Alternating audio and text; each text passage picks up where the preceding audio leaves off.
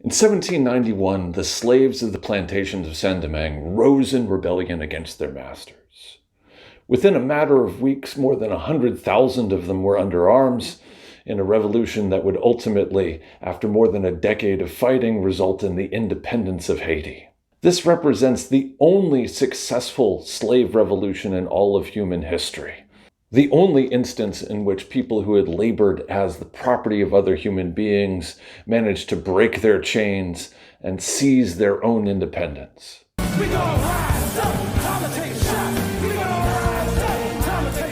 Yet 200 years later, the Republic of Haiti is by many measures one of the poorest countries on earth, and suffers from endemic governmental corruption and low standards of living for its citizens. So was this Haitian Revolution really all it was cracked up to be?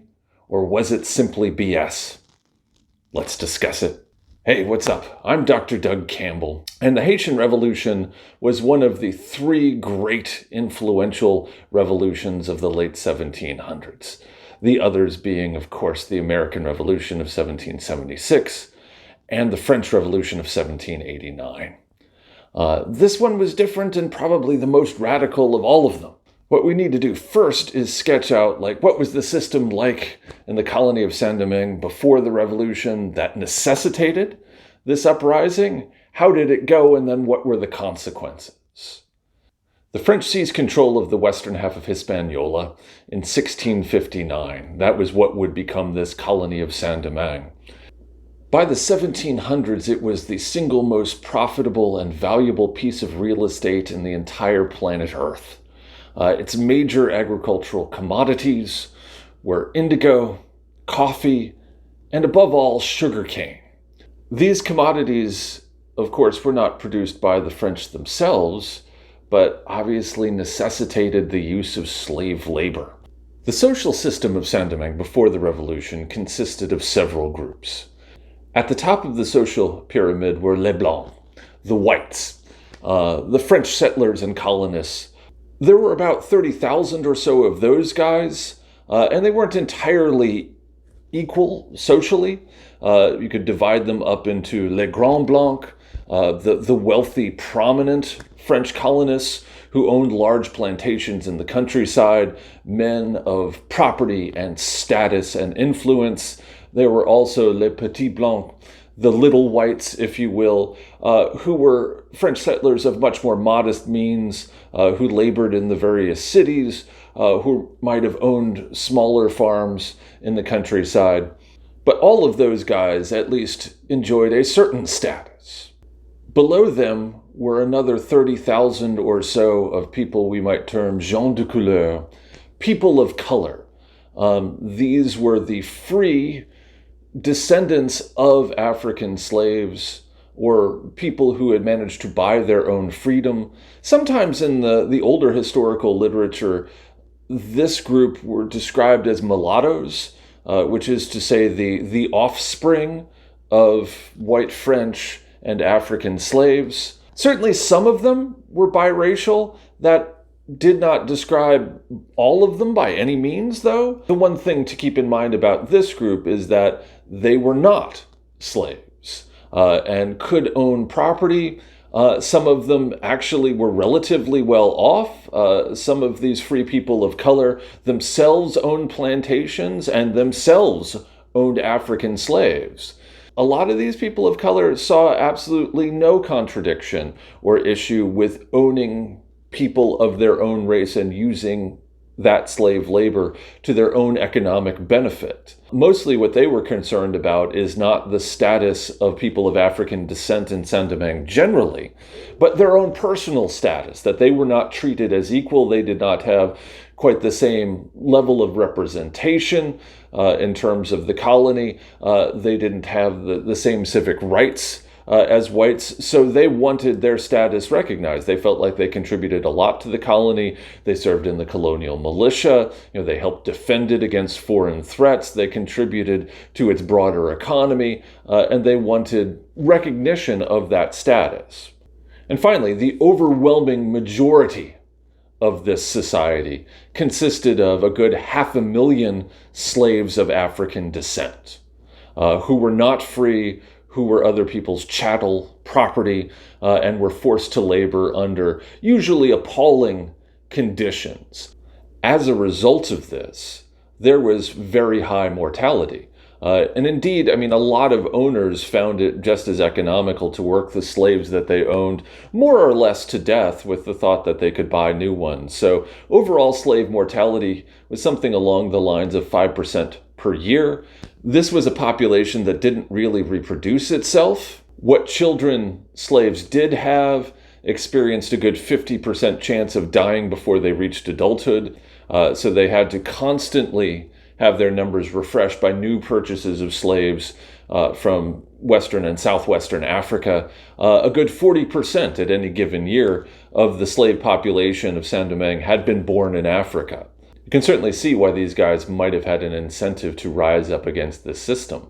And rise up they did, as we said, beginning in August of 1791. There was undoubtedly a certain amount of influence of this Haitian Revolution by the French Revolution that had begun a couple of years before, and that was well on its way to transforming France into a republic structured along Enlightenment ideas and broadly based beliefs on the equality and the natural rights of all human beings. Although from the get-go, there was a question in France of whether all human beings really included people of African descent. Shouldn't they free slaves? Like it was an ongoing conversation in France. And one that had an impact, obviously, in the colony. Although it is an open question how much of an impact. I mean, if we are thinking about the slave population and the conditions they're kept under, certainly this is not a literate population, so these guys are not really reading the works of like Jean-Jacques Rousseau or keeping close tabs on the deliberations of the French National Assembly during the Revolution. A lot of the impetus to the Haitian Revolution simply had to come from the fact that the slaves were treated so poorly that they just decided that this was not something that they could endure any longer, and it was worth the risk to rise up against their masters. And so they did. Within a matter of weeks, many of the major plantations were in flames, and as we said, a good 100,000 slaves had armed themselves and were fighting for their freedom. That said, this is an uprising that defies easy characterization. There were lots of different factions and often very unstable alliances. Certainly, on the one hand, you had the white owner class that was very much against what was going on with this slave revolt, and you had the slaves who were fighting for their freedom. But there were other things to consider too. Those free people of color, what side were they going to be on? You know, in some ways, a slave rebellion was as much a threat to their property and their status in the colony as it was to the French whites who lived there. So some of them certainly opposed this revolt, but also on the other hand, they did share a certain racial background with the slave revolutionaries, and some of them quickly came to the conclusion that that was the appropriate side for them to be on.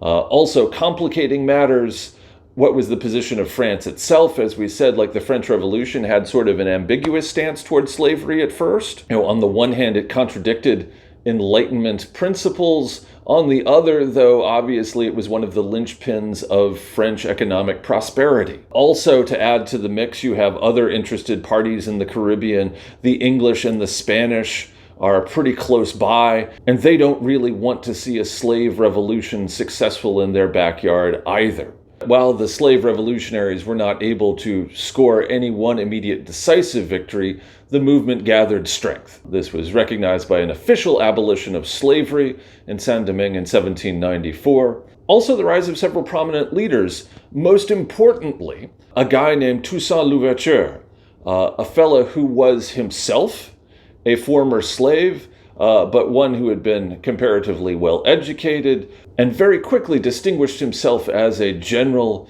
who possessed strategic brilliance, a tremendous charisma, and a clear sense of where he wanted the revolution to go. This was not necessarily the same thing as an overt declaration of independence from France, though. And for many years, Toussaint thought the best bet was to try and secure as much autonomy as possible in Saint-Domingue and make sure slavery was never reestablished, while still at least nominally remaining part of France itself. To that end, he decreed a new constitution for Saint-Domingue in 1801, which confirmed the formal abolition of slavery, but at the same time did reserve to the government powers to mandate people to work on the plantations cultivating coffee and sugar, because that was the mainstay of the Haitian economy. He also did secure broadly authoritarian powers for himself as governor general of the colony. As always, he thought that his own success was inseparable from the success of Haiti itself. And for a while, he was able to work well with the French revolutionary government. By the late 1790s, however, with the rise to power of Napoleon Bonaparte, who would eventually become Emperor of France, this clearly marked kind of an end to the radical phase of the French Revolution. And Napoleon, among other things, was anxious to reestablish the institution of slavery. He sent emissaries to the colony who lured Toussaint into a meeting under false pretenses, took him prisoner, and transported him across the Atlantic to France, where he died in prison in 1803. There were other leaders in the revolutionary movement, and in particular, a guy named Jean-Jacques Dessalines assumed control of this Haitian Revolution, which now became a genuine independence movement, recognizing that they couldn't trust France to not try to reestablish slavery. So Dessalines declared the independence of no longer Saint-Domingue, but now he was calling it Haiti, after the more traditional Taino name for the island. Ultimately, within the space of about a year after the Declaration of Independence in 1804, the French army finally abandoned the effort, their armies ravaged by defeat and tropical diseases. So on that level, the revolution was successful and inaugurated a brand new period of independence.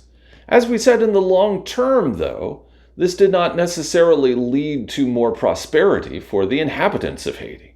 So, certainly an important question to ask is why? Why didn't it go any better? First of all, revolutions are really hard. Rebuilding a society from the ground up is not easy work to do, particularly if you're starting, as many revolutions do, certainly this was the case in the Haitian Revolution, after a period of civil war where everything is ravaged and destroyed. About 100,000 people were killed. That's not the most auspicious of foundations to build a new country on. And moreover, how are you going to run the economy?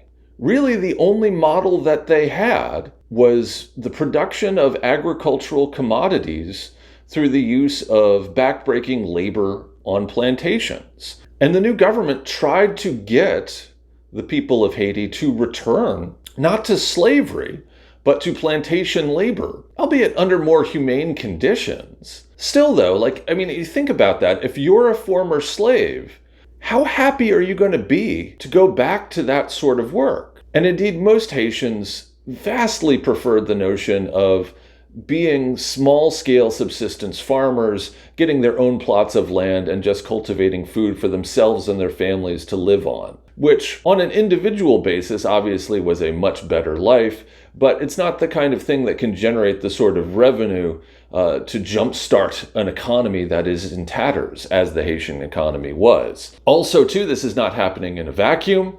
There are numerous hostile powers. Even though this Haitian Revolution has succeeded, nobody wants it to set a precedent. People are rooting for Haiti to fail in the aftermath of this revolution, most particularly the French, who abandoned the fight in 1805, but were always sort of lurking there, hoping for a return. And ultimately, the only way to avert the possibility of a renewed French invasion seemed to the leaders of Haiti to be to come to the table with France and negotiate. A settlement was signed. Essentially, it amounted to extortion, since the French Navy was lying off the Haitian coast as talks were ongoing, where the government of Haiti pledged to pay to France in installments an indemnity of some 100 million francs. If you average this out for inflation, this was the equivalent of $21 billion in 21st century currency. It was well beyond Haiti's ability to pay, and indeed it took them until 1947 to completely pay off. I drink your milkshake. I drink it up! Don't bully me, Daniel! There were plenty of other potentially hostile powers as well. Certainly the British and their holdings in the Caribbean didn't want to encourage this. So too did the United States oppose the success of this new country, because it itself maintained a population of slave laborers and did not want to encourage them into any thoughts of rebellion. And even more recently in the 20th century, in some ways the United States saw Haiti as a threat to its economic preeminence in Latin America, and indeed sent in the U.S. Marines to occupy the country for the better part of a generation. From 1915 to 1934, the United States had troops on the ground in Haiti, seized control of the National Bank of Haiti, and de facto dominated the entire Haitian economy and indeed the Haitian government. And finally, too, I don't think that we can blame all of this simply on circumstances or foreign powers.